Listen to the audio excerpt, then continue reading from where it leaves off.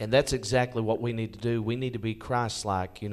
I picture Jesus. He'd be out helping people. Absolutely. He'd be out loving people, showing his compassion. And, all through the Bible, that's what we can read about him doing. He went to the hurting. He went to the abused, the refused, the accused, and he showed them that love. Right. And that's the way we need to be.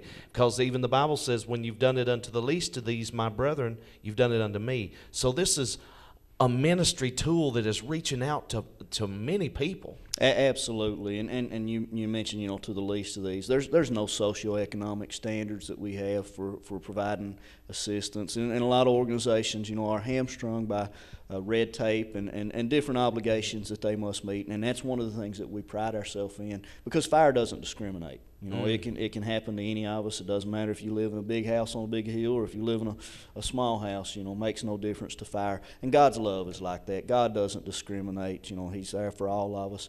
And this program is there to assist anybody who has a need. That's so powerful. Miss Jessica, tell me about some of the experiences with some of these kids, the faces lightening up, and when you give them these kits. That's one of the best experiences that we have with Project Smokescreen, is being able to deliver these kits to families and having the opportunity to see the look on their faces when we actually show them what we've put together for them. And they've lost many times everything. Sometimes they couldn't salvage anything from their homes. So seeing these kits put together for their children just means so much to them, and they're so grateful for it. Describe to me and the viewing audience, what is some of the things in these kits?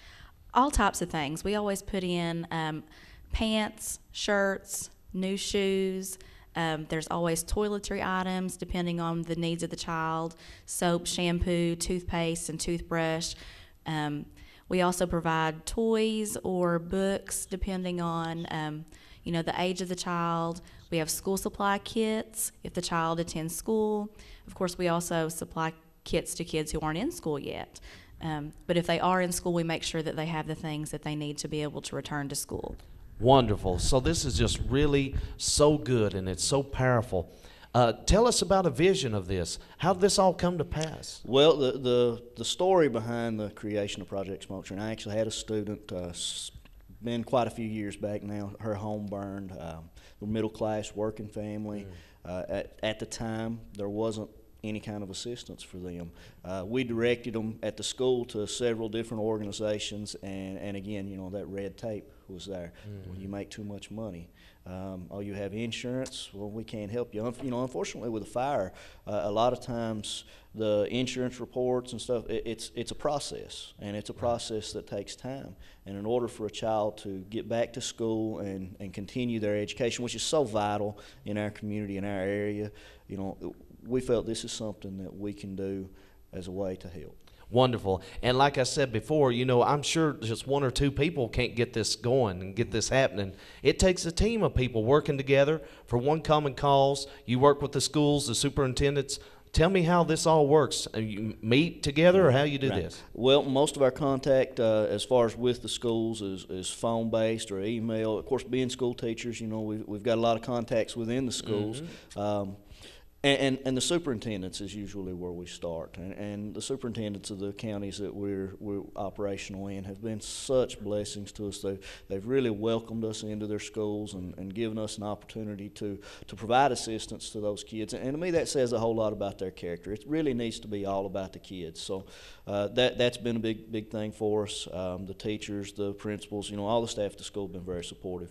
I also need to mention, we have Christian Appalachian Project that's here local has been such a wonderful blessing to us. They're a big supplier of our material goods.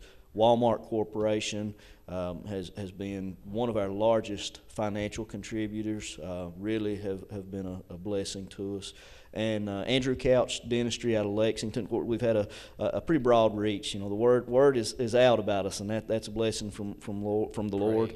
Andrew provides the toothpaste and toothbrush for all the kids. So many people, I can't even mention all of them, that are involved and help out with what we do. I understand that there's a shampoo drive coming up. There is. Southern Middle School, Shannon Ford, our librarian, has been such a great assistance to us. Last year they provided all the shampoo that we needed dedicated for the entire fire season. This year, actually more than that, because we're only starting this week, and we're nearly finished with the fire season. Now, we do have fires during the summer, but the winter months, of course, are when we're at our busiest.